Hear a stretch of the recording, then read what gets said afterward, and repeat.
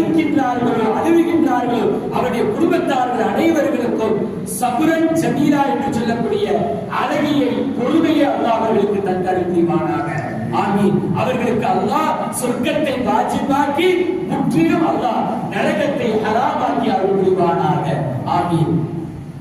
அன்புக்கு இனியவர்களே, கண்ணியத்துக்குரியவர்களே, இப்ராஹிம் நபி அலைஹிஸ்ஸலாத்து வஸ்ஸலாம் அவர்களுடைய தியாகம் இதோ சென்றவர்கள் அவர்களுடைய உயிரை தியாகம் செய்தார்கள்.